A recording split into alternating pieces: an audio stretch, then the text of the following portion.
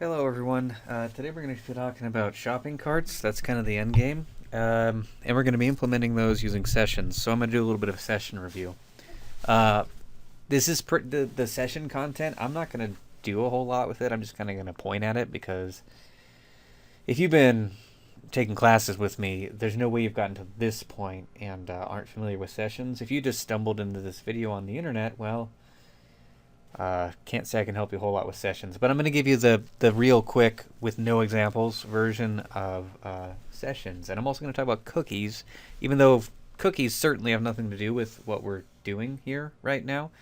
But, this little lecture that only takes 5 minutes, it's on sessions and cookies, so I see no harm in including those. So what I'm going to do here today, once we get going, is I'm going to build 2 separate shopping carts today. And by build, I mean I'm going to show you what the code looks like. I'm actually going to write a little bit of code. My intention is to, so in the first example that you see, which is going to be the more simple of the 2 carts, I intend to make like a step-by-step kind of pull that apart into little videos about how to build a shopping cart, like tutorial style. And in this video, I'm just going to show you the big picture. So if you're more interested in seeing how I built it, I'm going to try and make a video on that. I think I can do that in the time that I have. I'm not sure. All right. Let's talk about sessions. So, working with sessions is easy. If by easy you mean it's not a lot of code, and there's only a few mistakes you could make. I mean, you're literally talking about like 2 lines probably. The trick is using them appropriately. So the thing that I think you're most likely to mess up is this session start. So recall when you learned about these things that you got to do session start before you work with sessions, and you also need to work with session data up above the HTML on your page. So the most important thing to realize about working with sessions is you need to do this right up top on your page. Like, you need to break straight into PHP and go straight into working with sessions. If you have HTML, like an opening HTML tag or a head tag or even a piece of white space before you get into your PHP where you're working with sessions, these aren't going to work. Now, the tricky thing about not working is that it's not going to work when you put it on a live web host. You can get away with all kinds of craziness in your local XAMPP because you're not actually sending anything across a network. But when you go to upload your stuff, all your sessions are going to break, maybe. So make sure you get into it right off the bat and sessions start. It's got to be at the top of the page. Why not start with it? When I'm doing sessions, I'll show you what I mean by that. That's my first line. Do you see I break straight into PHP? Not that. That's not the way you want to do things. You want to do things like that and just jump straight into session start. Now, whether that's there or there doesn't matter a bit, but just get straight into it because you're not allowed to mess with sessions unless you got sessions, session start. So that's the big lesson. That's the most important thing I'm trying to force on you right now, is that you got to get to your sessions right off the bat. All right, sessions and cookies. They're kind of related. They are related in that they are tools you can use to get persistent data on a website. So like a classic example of a session is like a login, right? Like you go to the login page, you say, my name's Ken, my password's 123. You log in and then it says, hello, Ken, on that page and every other page, right? That's persistent data. It's data which carries from one page to the other. So that's what sessions and cookies are all about. Cookies are the more long-term storage tool, and sessions are the short-term one. Client server. So session data is stored. Session data is stored on the server, and cookies are stored locally. Cookies outlive sessions, generally speaking. So when you add some stuff to your shopping cart and you come back 6 months later and that stuff's still in there, that's probably a cookie. When you log into a website and, the next day you need to log in again, it's probably a session. That's a horrible explanation. Cookies generally have a life expectancy defined in seconds. Like, this is going to be good for 6 months or 3 months.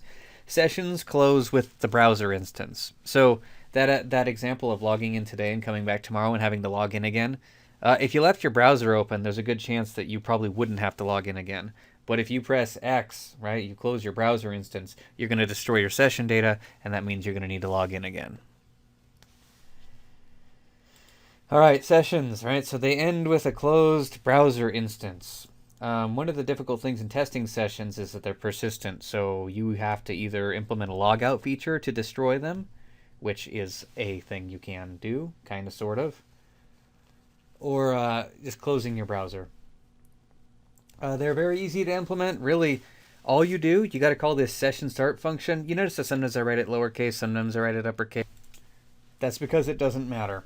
It's session underscore start. That has to be at the top of your page. I've already talked about that.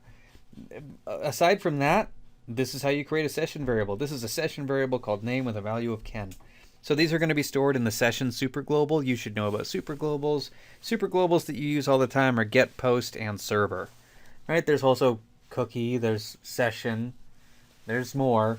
You just don't use them. So right, there's no declaration, right? This is PHP. We don't declare variables. We kind of just like assign them and declare them on the fly, and this is no exception. Now this is going to be encased in a conditional statement for sure, but as far as sessions go, it's 2 lines. I think that's all I have to say about that. Here's what session cleanup looks like. Well, one way you can clean up your sessions is by closing the instance of the browser.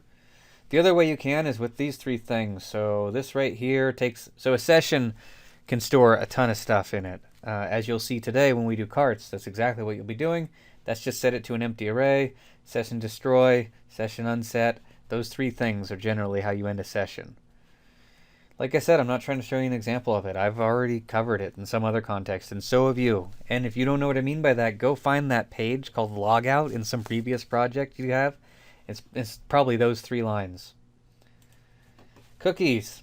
All right, so cookies are used to create persistent data that's going to outlast a session. They're stored on the client side. There are security risks associated with these. Like sometimes, like there's browser settings where you can like block cookies because you. So basically, these are the little text files displayed on your computer. There are security issues potentially relating to them. Here's what the setup looks like for cookies. So there's no cookie start. It's just you call this function called setCookie. You give it the name. That's going to be the name of the cookie you're creating.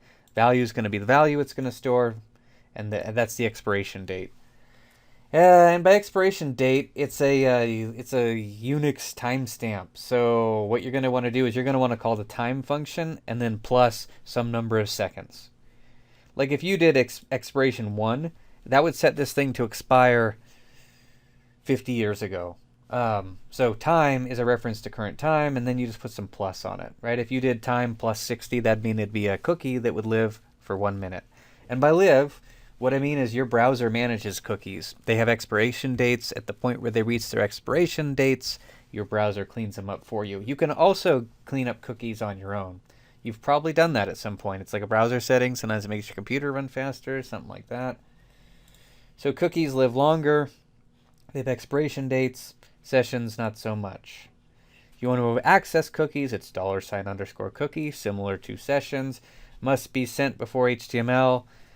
So with all the stuff we're talking about today, I think you'd be wise to just stuff this way up, right? So jump straight into PHP, put all this stuff at the top of your page, because if you don't, you might have problems later on.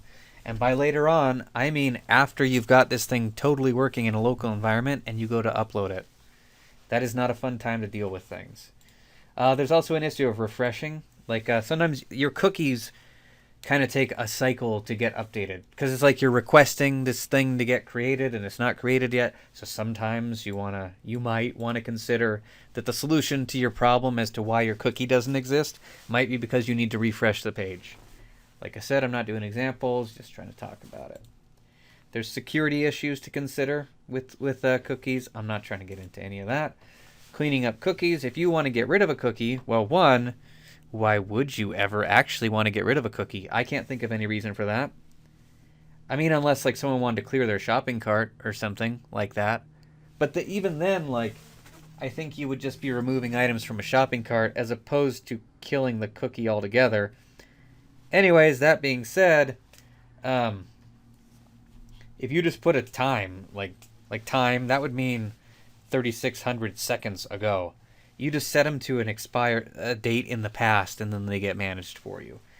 I don't know why you'd want to get rid of cookies. Well, I guess, I can think of reasons why you would want to, but I can't think of actual times when that actually happens. Like, for example, like a remember me on a form, you know, where you have it save your username. Like, you're not going to save the password, but you might want to save the username. I don't know that you generally have the option of undoing that. You know, when you go to whatever website every time and your username is pre-filled using a cookie, you can change that cookie to a different thing, but I don't think that getting rid of the cookie is generally an option. If you want to get rid of cookies, I'm saying you should probably go into your web browser settings and just go delete them manually. I have had to do that before when I'm doing development.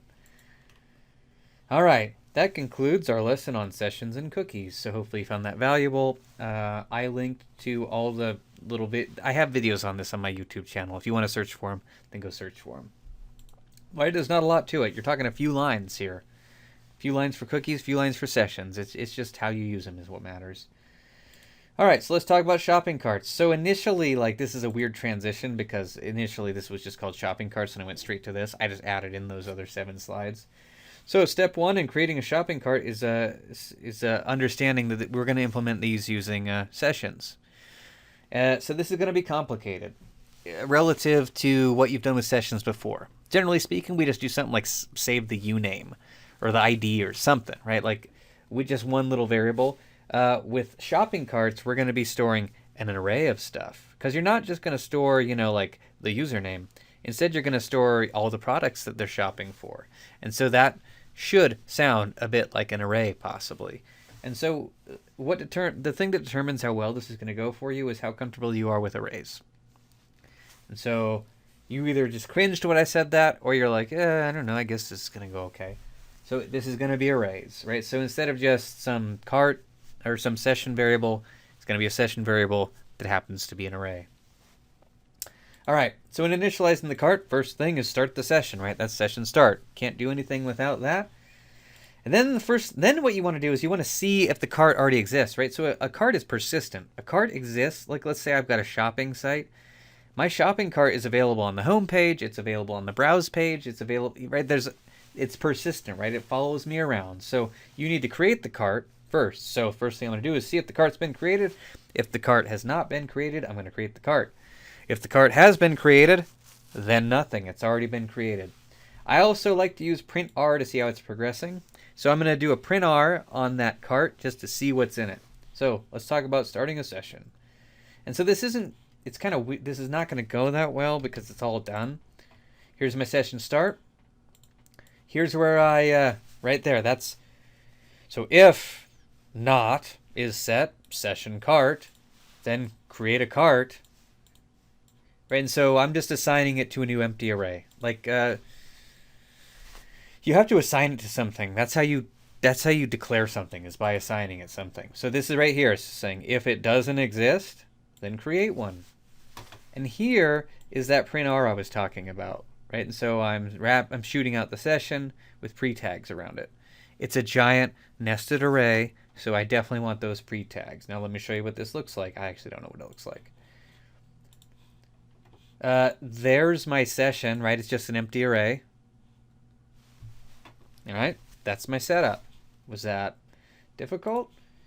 I don't think so. It's kind of meaningless at this point, but that's what the housekeeping looks like. All right, so next up, so that's initializing the cart. No big deal there. All right, so this is just a talking point. Sorry, I had to cough there. So what you need to do is just think about your project. I mean, if you're creating this project, well, then I guess you can do whatever you want. But I'm going to be building 2 carts today. One of them is going to be difficult. One of them is going to be easy. In the easy case, all you need to do is store key value pairs of like the item ID and the quantity, right? Like, I don't know, imagine you're on Amazon shopping for Frosted Flakes. As you can imagine, every product that Amazon offers has a unique ID, right? That's going to be the primary key. So Frosted Flakes, let's say that has an ID of 1. So all I would need to store is the ID of the product and the quantity of that product that I'm buying. If you're lucky, that is going to be how your back-end data is going to be set up. That's pretty easy. It's a key value pair. So the key is going to be the ID of the product, and the val is going to be the quantity of that product. So I'm going to be looking at 2 examples today. That's the easy situation. This only works if you have like an underlying table. So you can look up ID 1 and pull the details on it when you need to. Details being things like price and description, right? Like you don't need to store all that stuff. All you need is the ID. And you certainly need the quantity because we shouldn't just assume that everyone's buying 1 of something. All right, that's the easy case. The hard case is where you have to store more than just the ID and the quantity. Like, for example, the price and the description. So this would be the scenario where you do not have a database that you can query to fetch those descriptions. Now, I think in reality, if you wanted to build it, your project such that you could just query a table to pull those details, then whatever, go ahead and do that. The one example that I like to use in this class as for something where you couldn't just have a table that has the price in it, what if you're buying stocks? Right? Like Microsoft would be the name of the company, and the description wouldn't change very often. But, Microsoft at $100 is different than Microsoft at $200. So there are contexts where you might have to store more than just the ID and the quantity.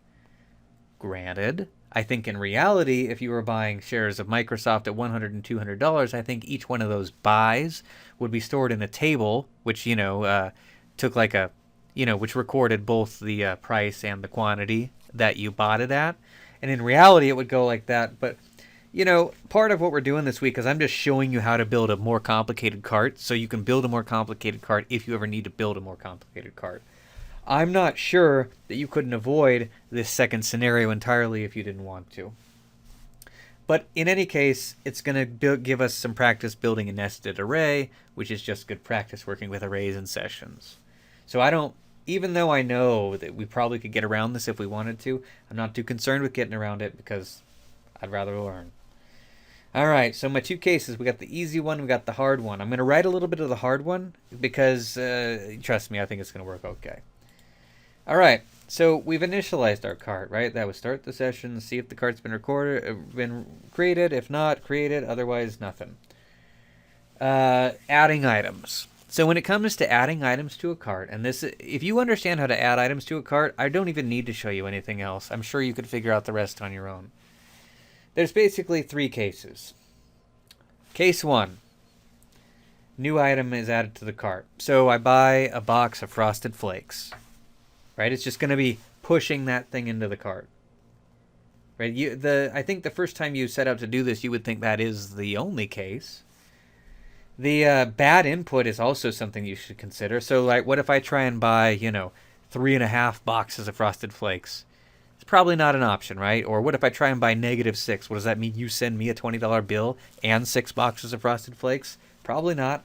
So you got, hey, I'm buying my first item, or it doesn't matter whether I'm buying 1 or 10. You got bad input, right? What if someone tries to buy W boxes of cereal? I don't think that works. And so this is no transaction, it's just feedback.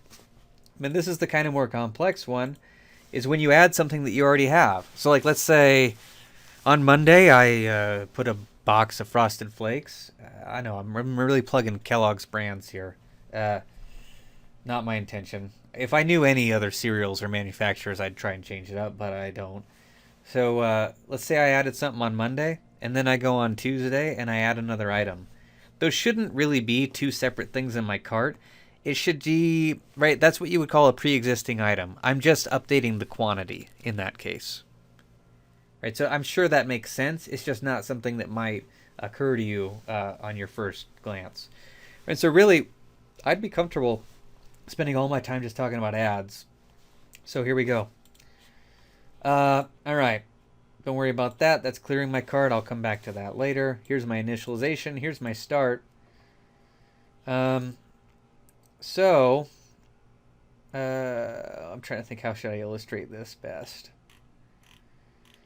All right, so here's my big old insert. So this is where I create that table of things like Hello Kitten and Coal Flakes and, asparagus jacks, right? Whatever this stuff is. This is my underlying data, which comes from a table. And then I query it. And then down here, I dynamically build that weird thing. This is And so normally when you go shopping, you click, there's like normal would be like a list of items, and you would click on the item and that would bring you to a details page. And generally speaking, that details page is where you add it to your cart. But here I'm just trying to make this less complex, so you can buy each one of these items straight from this page. So you see how each one, this is a table, that's a row, that's a row, that's a row. That's all coming from that underlying database. And you see what I'm doing. I'm iterating, I'm picking through that query one row at a time, and I'm shooting stuff out, right? And so I'm just showing you what the data looks like. There's an image. Now here's my form. My form has a name, a PID, and that's it. Wait, sorry. So name is the ID, right? All right, so everything has a PID and a quan. This is the product ID, this is the quan. That's the stuff I need to fetch from the form. All right, and that's what I do up here. So here's my little is set. This is my entire insert. It's from here to here. So I'm saying if there's a PID or a PID, then that basically means you pressed, what's the button say? Add to cart. If you press that button, each one of these is a form, and it's going to pass a PID and a quantity. So I did a little is set on PID. I could have done an is set on the quantity too. It doesn't matter, right? There was 2 form fields in that form. I'm looking for either one of them. I don't care. And then here's where I create a variable. Here's where I create another variable. So I fetch those 2 things in the event that the form is submitted. And then this right here is kind of my 3 cases. First one here. So if the quantity is greater than 0, which seems like a good idea to me because I'm not even going to try and entertain -1. And I did and so the other part here is we need this thing to be an integer. Now, if you've taken classes with me before, you know that there's a lot of ways to check if something is an integer. We've done it manually, all kinds of different ways. Let me just remind you of the fundamental issue. The fundamental issue in PHP is that whenever you submit a form, every one of those inputs is a string. Because it doesn't matter whether it's got a number or it doesn't matter what's in it. It's going to get treated like a string. And so a lot of the tools you might think you could use to validate whether something's an integer or not aren't going to work the way you want them to. There's many ways to validate whether it's an integer or not. I just went, hey, Google, and I said, how can I check if something from a form is an integer? And I got this filter var. This is one way you can do it. You know I've never used this before. I mean, not in class at least. I normally do things the hard way, but I'm really not trying to talk about data validation today. So this is me saying, hey, if that thing is greater than 0 and it's an integer, then this from here to here that means we're buying it. Otherwise, come on, man. Right? That is not what you would want to do, but I'm not really trying to flesh out a complex example. I don't know what you'd want to do. You wouldn't want to echo out, come on, man, but that's what I did. So this is me. Remember how there's 3 cases? There's new by, there's update, and then there's come on, man. So I'll show you how that works. I come on over here and I go, I want cabbage boxes of sticky buns. Add to cart. Come on, man. So that's case 3. Case 1 is if it's a new item. So all I do to check if it's a new item, I'm going to say if is set session cart PID. Right? And so I'll tell you how to read this. So this is a multi-dimensional array. So see this session cart? That's our root cart. Whether anything's in it or not doesn't really matter. And then so I said there's key value pairs. So the key is like the item ID and the val is the quantity. I just create a key. So like product 1, which is sticky buns and has an ID of 1 or 0 or whatever it is, that tells you what the product ID is. So I'm saying, all right, so there was case 1, 2, and 3. This is actually case 2, and this is case 1. So if that item is already in your cart, then all I do is increment the quantity. See that plus equals? So whatever's in there plus whatever you're adding. Otherwise, so it means, right, if this was not set, so if that product is not already in your cart, then I just set it to quantity. Like, pretty easy. I mean, in terms of like what the code is that you actually write, it's pretty minimal. So if the entry already exists, then update the quantity. Otherwise, just set it to whatever it was, and that's it. And so if you pass product 1, it's going to look for product 1. If you press product 2, it's going to look for product 2. Let's test this guy out and see how he goes. All right, so let's say I want 10 of these sticky buns. I think that's got an ID of 1. I go add to cart. So that's product ID 1. I've got 10 of them. Now it's confusing to you because it's like 1, right? It seems like that's just what it is. Let me do this one. I think this one's going to be 3. Let's say I want 33 of this. You see how it's storing the ID of the thing and the quantity. It's not storing the description or the image or the price because I can go pick that from the table when I need it. So you see how that works? Oh, let's test out. So you saw a bad case. You saw a new thing. Let's say I want to buy 1 more box of sticky buns. That should be a pre-existing item, and that should become 11. And there it is. You're probably thinking, I mean, there might be some parts of this that look kind of fishy.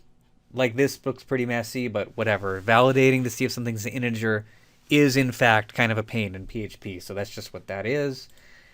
Really, I mean, this is kind of the magic here. So you just see if that index already exists. If it does, then increment. Otherwise, don't. All right, so here's what I'm going to do now. I'm going to take you over to the other project, the hard one, and I'm going to write the code for the hard one, kind of, sort of.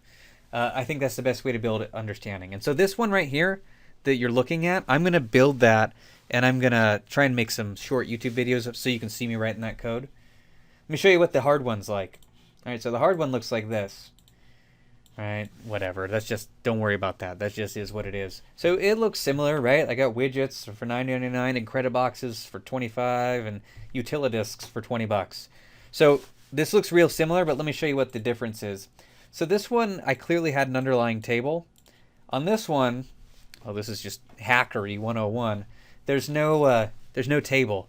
It's just everything's just hard coded into the page. Right? Here's my form.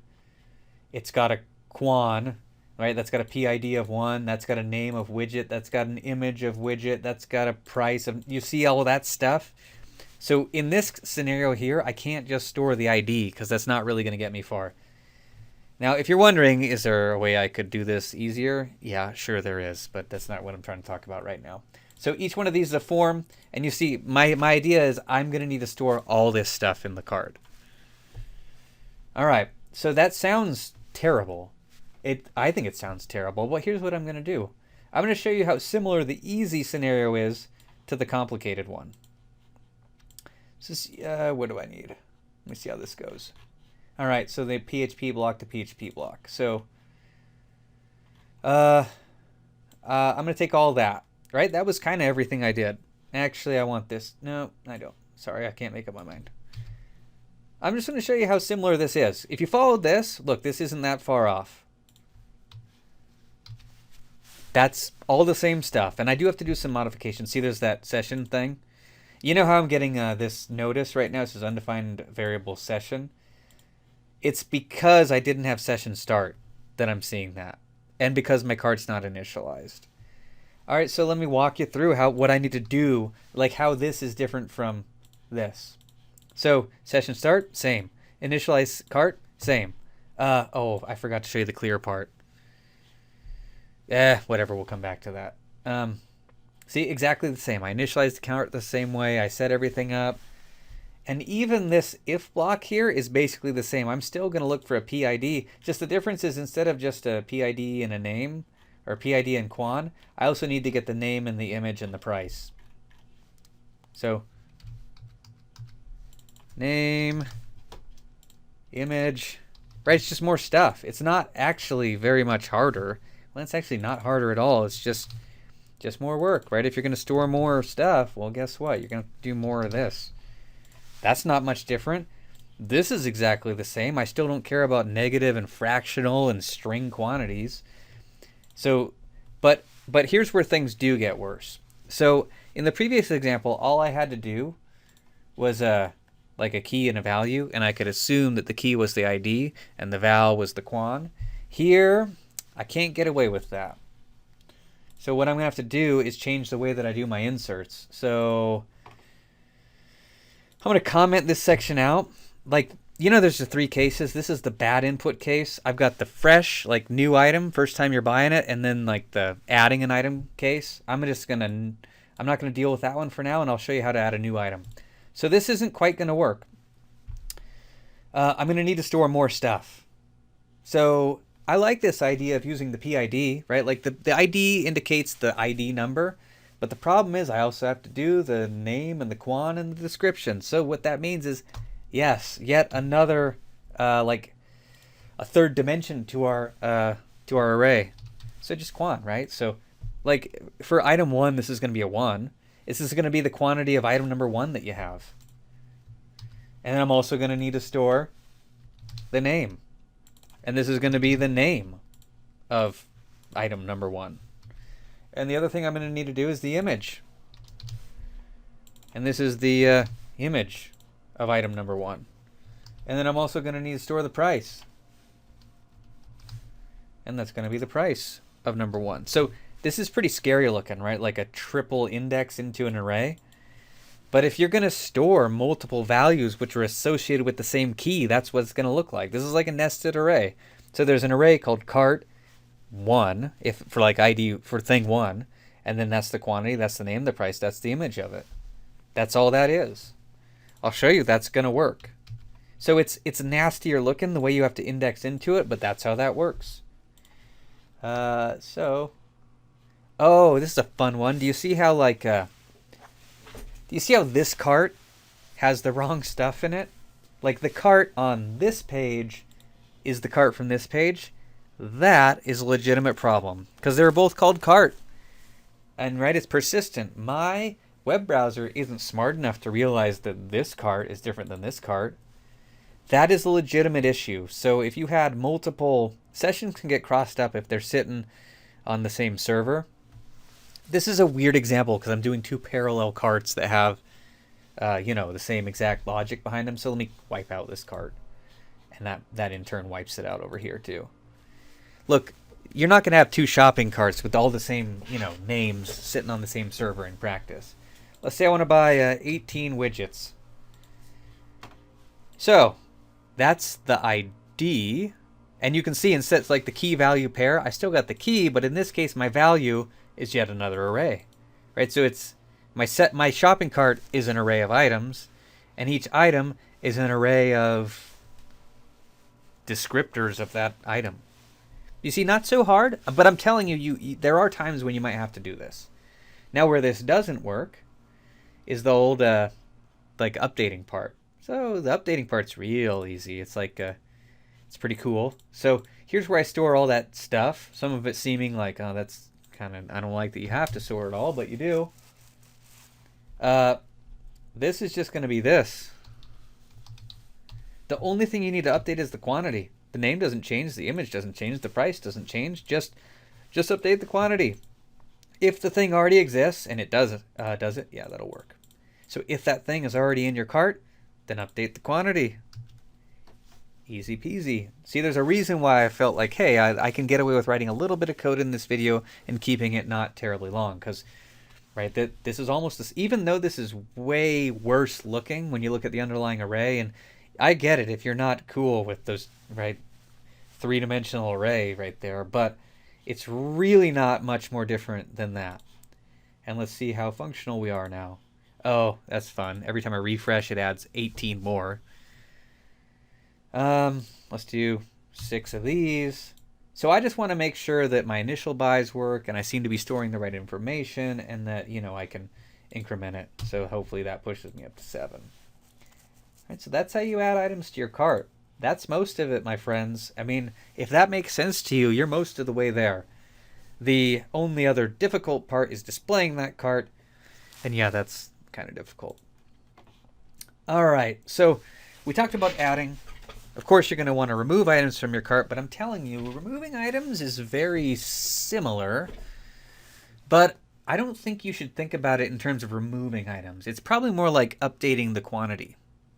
Like think about it. When you're at a checkout at like Amazon or something, you're not really removing one item. It's usually a text box, and it's like, oh, I actually want 6 of these. Or, if you want to get rid of it, you can put in a 0 and get rid of it.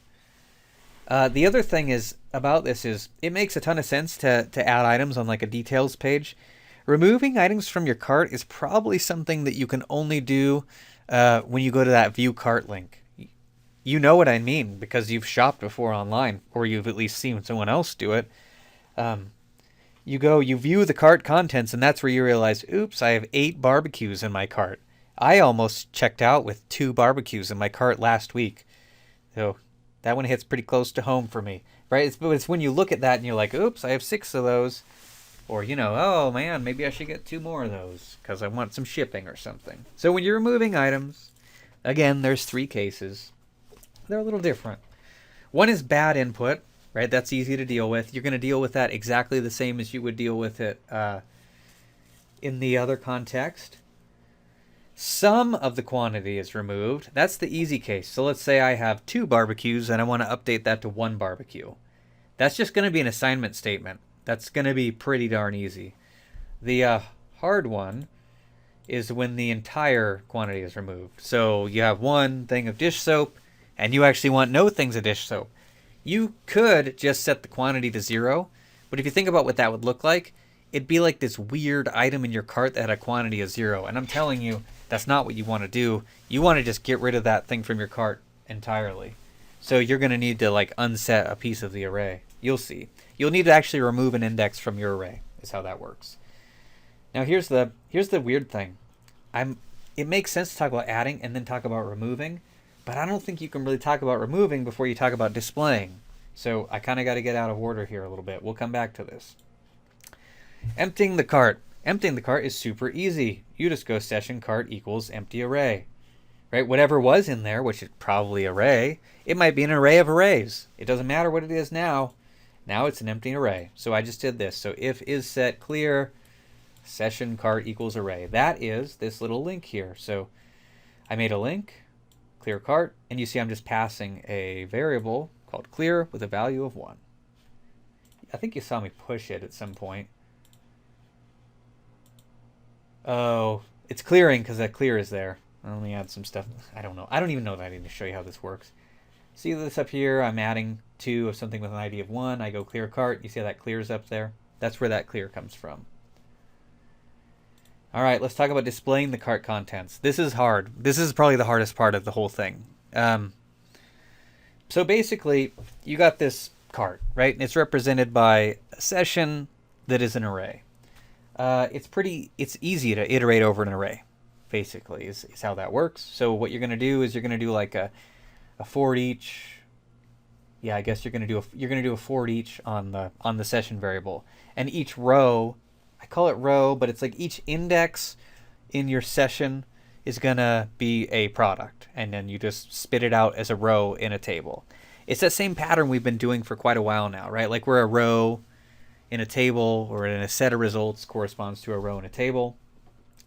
They're also going to have subtotals and grand totals.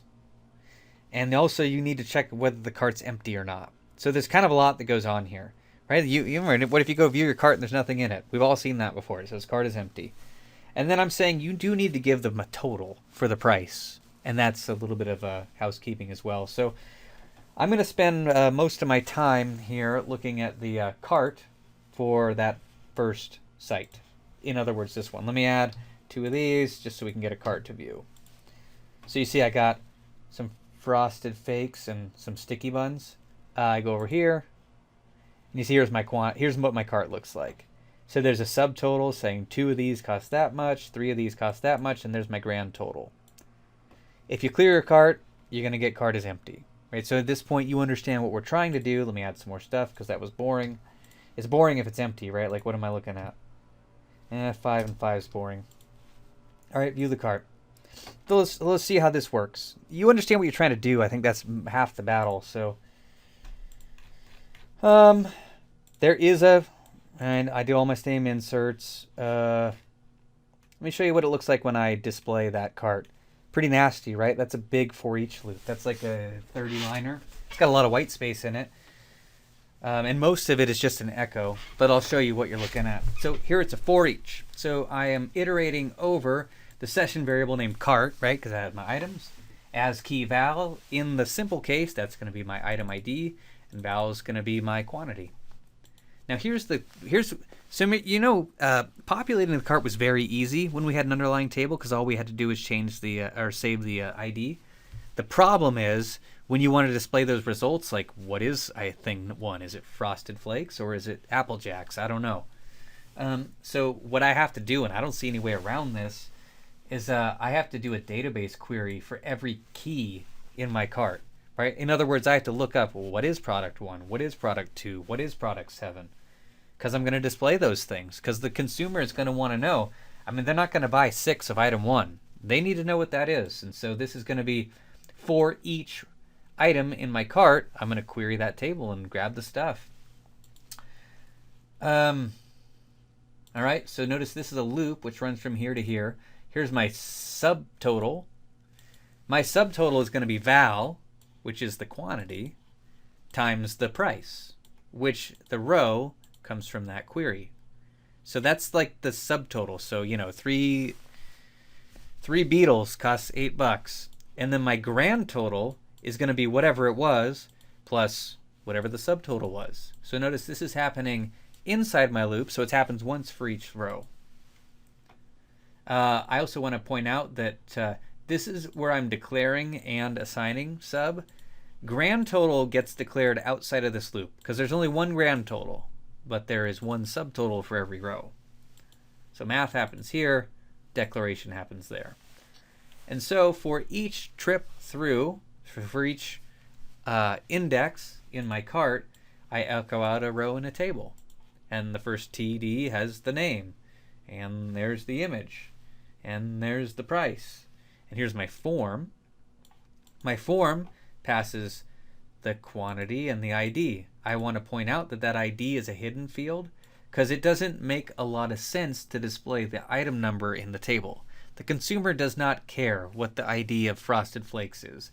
The consumer just wants the ability to buy and remove Frosted Flakes from their cart. So if there's information that you want to pass through the submission of a form, but that you don't want to display, that's going to be a hidden field. And that's one of those. And then down here, here's my empty and stuff. So outside of my for each loop, I say if that cart is empty, right? And so empty, like isSet determines whether that variable exists, not what's in it. Empty is going to pick up on whether there's nothing in here. So if there's nothing in here, cart is empty. Otherwise, the grand total is whatever that variable is right there. All right, I hope that makes sense. I don't. Oh, so let's talk about what mod. So that's what showing the cart looks like. The only other thing to deal with is removing items from the cart, which is significant. But notice, yeah, this is pretty horrid. I mean, it's gonna be like that though. I mean, when you're echoing out a row with 4 TDs and a form and a bunch of values and names, it's gonna look like this, something like this at least. All right. Let's update some stuff and see how it goes. And so I'm not saying add 2 or remove 3. I'm just saying you want to update that quantity to 3. You can see it changes here and here. Oh, that value? I'm going to show you. That's the most interesting thing of this part down in here is that. That is val. Right? That is a session variable. Whereas everything else that we're displaying is coming from the table, right? Like the ID. Well, actually, that could be the key. Actually, if I was trying to be smart, that would actually be the key. But I'm not trying to be smart. Like the image, right? That comes from the table. That comes from the table. That comes from the table. That value that we pre-populate in that form is the val. Oh, you know, I'm looking at this. I can't help myself. I'm going to change that to the key. Right? Because the key is the ID. Sure, the ID is also stored in the table, but it doesn't matter. Let me update that to 33 and make sure that works. And it does. Okay, fine. I just wanted to show you we're getting a little bit out of key and val here. All right. So let's see what updating quantities looks like. All right. So up in here, all the same business, right? So start with session start. Create the cart if I need to, because I'm referencing the cart, whether it's empty or not. I'm going to initialize it here. If you happen to visit this page first, go ahead. I don't know why you would, but you can. Here's my clear, right? None of this stuff is any different. And then here, this is set up the same too, right? So If there's a PID, then that means that someone submitted one of those subforms. I'm calling it a subform. It's a form, right? Like every item in the cart is a form of its own. So get the PID and get the quan from the form, right? Remember, this was a hidden field. That was, you could very much see it, and you could modify it. If that quantity is not trash, then actually this one's easier. So if the quantity is greater than 0, so this is a little bit different. You know how actually it's not different. So if it's an integer and it's greater than 0, then just set the quantity. There's no incrementing or decrementing, right? I mean, if you had like a remove to button, then you would have 3 cases, but we really only have 2 cases. Well, we have 3 cases, but they're different here. So hey, if it's a non-zero integer, then just set it to that. If the quantity is exactly 0, then remove it from the array. This is the only thing that's unique about this compared to a buy. So unset that ID from the array. That means strip out that index from the array. So either update the quantity, get rid of it, or come on, man, figure out how to enter a quantity. Those are your 3 cases. I guess there's something to show you here. I haven't showed you what a 0 looks like. I'm telling you, you don't want to see asparagus jacks in here once you get rid of them. If you're wondering what in the world are these things, did I suddenly get some like graphical skills and make these things on my own? No, I didn't.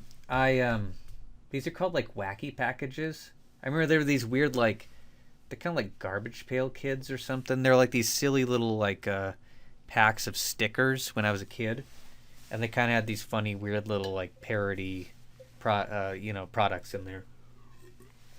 That's what they are. All right, so that's how that works. And now the only thing left to show you is what view cart looks like in the other one. And you remember how like the other one, I had to do all this hard coding of everything. The view cart actually isn't so bad for the other one. For the other one, all right, so this is what displaying the cart looks like in the more complex scenario. Right, the more complex scenario has the 3-dimensional array as opposed to 2. Same for each. This right here is literally copy and pasted. So the empty cart part and the grand total part, those are exactly the same. This for each is actually, the setup's the same. Here's my grand total declared outside of that scope. Here's my subtotal. The difference here is, in the last example I could just say key val. So here val is an array. So I can't ever really access val. It's always something in val. So if I want the price from val, I go val price, val quant. It's pretty explicit. I like that. So just realize that val actually represents, I got to clear the cart. I need to add some things. Sorry. 2 and 3. All right. So that's the key. That's the val.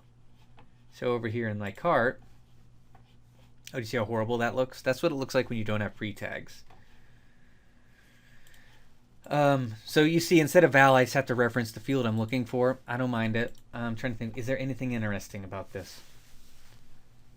Well, I guess the interesting thing would be, the reason this is shorter than the other one is I don't have to do a database query every time. So if you want to minimize your queries to that underlying table, then this is a perfectly reasonable solution, right? Because in that other one, I had to query the table every time I wanted to grab those details. Here, I just stored those details up front. What's better? I don't know. I'm sure someone knows the answer to that, and I'm sure it's somewhat contextual. But just 2 different ways of solving the same problem. But notice I don't have to do a query here, and I never have to reference that row variable. It's just go straight into the cart because the cart has everything you need. So from my view, I would say buying things was more difficult in terms of scenario 2, but displaying it's easier because you have everything you need instead of scenario 1 where you have to query the table to fetch the details every time. Now in terms of updating the quantities, I think it's going to be pretty predictable. Here's what the nitty-gritty, the work looks like. It's